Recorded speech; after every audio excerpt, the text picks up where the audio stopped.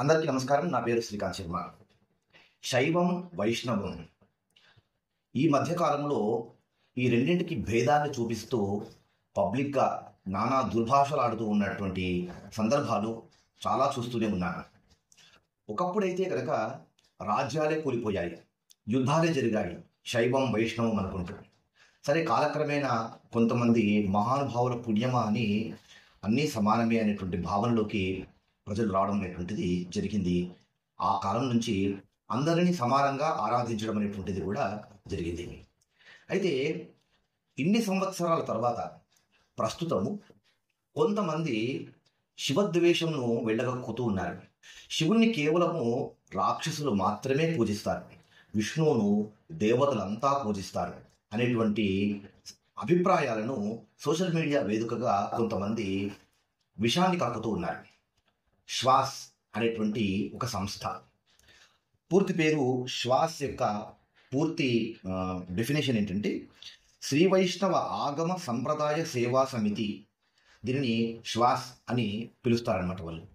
ఈ శ్రీ వైష్ణవ ఆగమ సంప్రదాయ సేవా సమితికి సంబంధించినటువంటి ఒక ఫేస్బుక్ పేజీలో ఒక మహానుభావుడు ఇటీవలే ఒక వ్యాసాన్ని రాశాడు, పూర్తిగా శివద్వేషాన్ని వెళ్ళగక్కుంటుంది.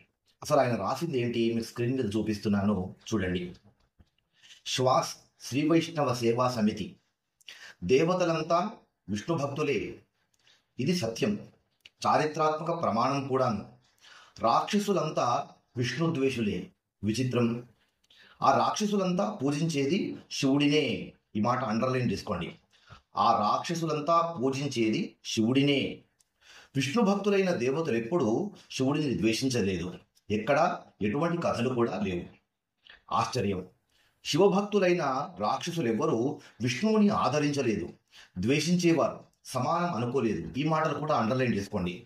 శివభక్తులైన రాక్షసులు ఎవరు విష్ణువుని ఆదరించలేదు, ఎప్పుడు ద్వేషించేవారు, సమానం అనుకోలేదు. సరిగ్గా అదే జరుగుతోంది నేడు. మనం చెబితే ద్వేషం, వీరు చెబితే సమానత్వం. పైపెచ్చు వీరు సనాతన ధర్మ ఉద్దండులుగా టీవీల ముందు శుద్ధపూసల కబుర్లు. ఇది శ్వాస్ శ్రీ వైష్ణవ సేవా సమితి ఫేస్బుక్ పేజీలో వచ్చినటువంటి ఒక ఆర్టికల్. చిట్ట చివరన రాసినటువంటి మాటలను నేను ఒకసారి ఎందుకు రాశారనేటువంటి విషయాన్ని మీకు వివరిస్తాను, చూడండి. మనం చెబితే ద్వేషం, వీరు చెబితే సమానత్వం. వీరు అంటే ఎవరు? ఆ వీరి గురించి చెప్తున్నారు. వీరంతా సనాతన ధర్మ ఉద్దండులుగా టీవీల ముందు శుద్ధపూస కబుర్లు అని. టీవీలో ఎక్కువగా కనబడేటువంటి ప్రఖ్యాతిగాంచినటువంటి పండితులు ఈ మధ్య కాలంలో ఎవరు? ఒకరు చాగంటి కోటేశ్వరరావు గారు, రెండవది సామవేదం షణ్ముఖ శర్మ గారు, మూడవది గరికపాటి నరసింహారావు గారు. ఇలా వీళ్ళ మీద ఈ అక్కసునంతా వెళ్ళగక్కుతూ రాయడం అనేటువంటి జరిగింది. ఇప్పుడు దీని మీద నేను వివరణ ఇవ్వాలని ఈ వీడియో చేస్తున్నాను. ఈ ఆర్టికల్ చదివితేనే నిజంగా చాలా బాధేసింది. ఎందుకు ఇంతగా శైవం వైష్ణవం అనేటువంటి భేదాన్ని చూపిస్తున్నారు, ఇంకా ఎందుకు ఈ శివద్వేషాన్ని వెళ్ళగక్కుతున్నారు అని చాలా బాధేసింది. అయితే ఇక్కడ ఇప్పుడు ఒక్కొక్క లైన్కి నేను అర్థాన్ని వివరిస్తాను. దేవతలంతా విష్ణు భక్తులే, చారిత్రాత్మక ప్రమాణం కూడాను. ఇది ఒట్టి అబద్ధం. దేవతల్లో శివభక్తులు ఎవరూ లేరు అనేటువంటిది నిరాధారం. కోకొల్లలు ఉదాహరణలు ఉన్నాయి. దేవతలలో శివభక్తులు అయినటువంటి వాళ్ళు కోకొల్లలు.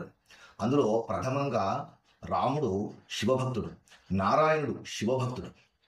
అలా నారాయణి అమ్మవారి పార్వతీదేవి సాక్షాత్తు నారాయణుని యొక్క చెల్లెలు. అయితే ఈ మాట పూర్తిగా అసత్యం. దేవతలంతా విష్ణు భక్తులే అనేటువంటిది ఇది ఒకవైపు వాదనగా సమర్థిస్తూ రాయడం. రాక్షసులంతా విష్ణు ద్వేషులే.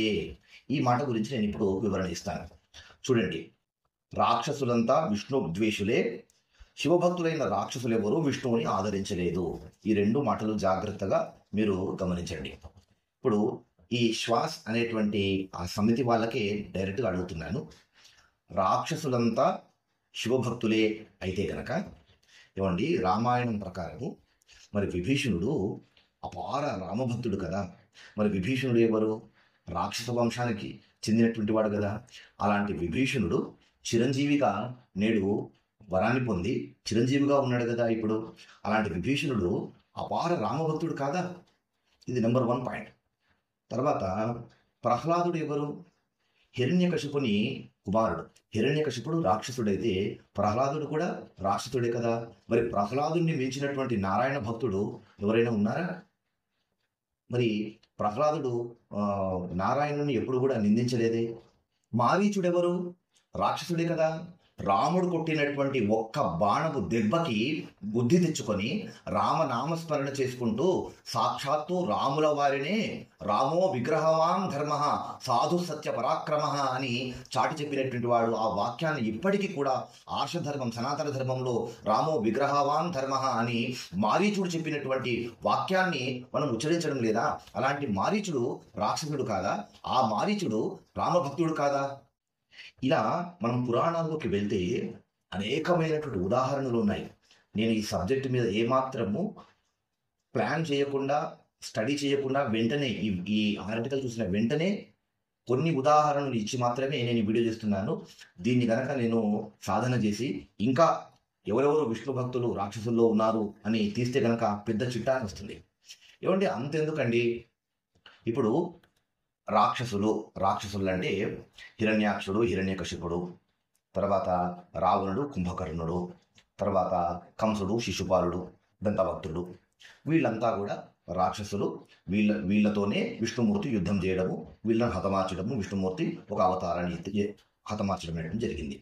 మరి ఈ హిరణ్యకశిపుడు, హిరణ్యాక్షుడు, కంసుడు, దంతభక్తుడు, రావణ, కుంభకర్ణులు, వీళ్ళంతా కూడా అసలు ఎవరు?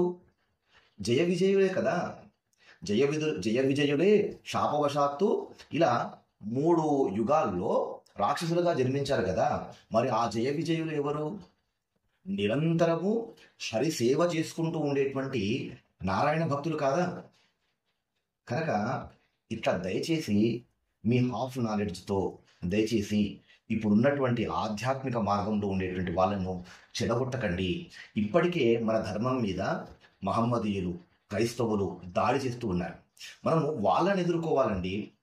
మన ధర్మాల్లో ఏమైనా అటు ఇటుగా ఏమైనా ఇబ్బందికరంగా ఉంటే కనుక మనం కూర్చొని మాట్లాడుకొని వాటిని సవరించుకోవాలి. కానీ అజ్ఞానంతో ఏదో బుద్ధికి తోచింది నోటికొచ్చింది రాసేస్తే కనుక వీటిని ఆ సోకాల్డ్ మతాల వారు ఆయుధాలుగా చేసుకోరా? వాళ్ళ నుంచి మనల్ని మనం కాపాడుకోవాల్సింది పోయి మనము అంతర్యుద్ధం చేసుకుంటామా చెప్పండి? మనమంతా కూడా సనాతన ధర్మంలో ఉన్న వాళ్ళం, మనమంతా సోదరులం. మనం కొట్లాడుకోవడం ఏంటి అసలు? ఇప్పుడు వైష్ణవులు మీరు, ఏ స్మార్తులు కూడా విష్ణు ద్వేషాన్ని చూపించరు. స్మార్తులందరూ, మధ్వలందరూ శివుడు విష్ణువు సమానమే అని పూజించేటువంటి వారు. మీరు వైష్ణవులు ఈ విధంగా శివద్వేషాన్ని వెళ్ళగక్కుతూ ఉంటే మధ్వ, స్మార్త, వైష్ణవ సంబంధం లేనటువంటి మిగతా హిందువులు లేరా? హిందువులంటే కేవలము వైష్ణవులు, స్మార్తులు మాత్రమే కాదు కదా. ఇది కేవలం వైష్ణవ స్మార్తము అనేటువంటిది హిందుత్వంలో ఒక వర్గం మాత్రమే. ఈ 3 వర్గాలను పక్కన పెడితే కనుక మిగతా హిందువులంతా ఏం కావాలండి? వాళ్ళకి ఏం చెప్తున్నారు మీరు? అసలు వాళ్ళకి ఏమి మెసేజ్ అందిస్తున్నారు? వాళ్ళందరూ కూడా శివుణ్ణి ద్వేషించాలని చెప్తున్నారా? అలా అయితే ఇప్పుడు ఉన్నటువంటి 18 శక్తిపీఠాలు, 12 జ్యోతిర్లింగాలు, పంచారామాలు ఇవన్నీ ఏం కావాలి? వీటిని నమ్ముకొని వీటిని సేవిస్తూ వాటి కోసము, దర్శనం కోసము తపించేటువంటి వారు, కాశీకి వెళ్తే ముక్తి కలుగుతుంది అనుకునేటువంటి వారు, ఇలాంటి వాళ్ళకి అందరికీ కూడా మీరు ఇచ్చేటువంటి దిక్కుమాలిన సందేశం ఏదైనా వాళ్ళందరినీ చెడగొడదామనేనా? మీ పైత్యాన్ని మిగతా హిందువులందరి మీద వృద్ధే ప్రయత్నం చేస్తారా? మీరు ఒక్కసారి గుర్తుపెట్టుకోండి ఒక మాట. వైష్ణవం అనేటువంటిది హిందుత్వంలో 1% మాత్రమే. మిగతా 99% ఉన్నటువంటి హిందువులందరూ కూడా ఒక్కసారి ఆగ్రహించి మిమ్మల్ని గనక వెలివేస్తే, వైష్ణవాన్ని పక్కన పెడితే గనక మీకు బతుకు తెరువు ఉండదు. మీ దుకాణాలు మూసేసుకోవాల్సి వస్తుంది. అప్పుడు ఏం చేస్తారు? కనుక దయచేసి ఇలాంటి ప్రేలాపనలు చేయకండి. శివుడు విష్ణువు ఇద్దరూ సమానమే. శివాయ విష్ణు రూపాయ శివరూపాయ విష్ణవే, శివస్య హృదయం విష్ణు విష్ణోశ్చ హృదయం శివ అని నమ్మేటువంటి తత్వము సనాతన ధర్మంలో ఉండేటువంటి వాడిది.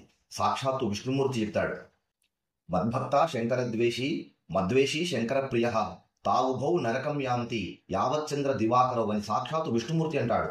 మద్భక్త శంకరద్వేషి, నా భక్తుడై ఉండి శంకరుణ్ణి ద్వేషించేటువంటి వాడు. మద్వేషి శంకరప్రియ, శంకరుణ్ణి ప్రేమిస్తూ నన్ను ద్వేషించేటువంటి వాడు. వీరిరువురు కూడా సూర్యచంద్రులు ఉన్నంతకాలము నరకంలో పడతారు అని సాక్షాత్తు విష్ణుమూర్తి చెప్పినటువంటి మాటలు ఇవి.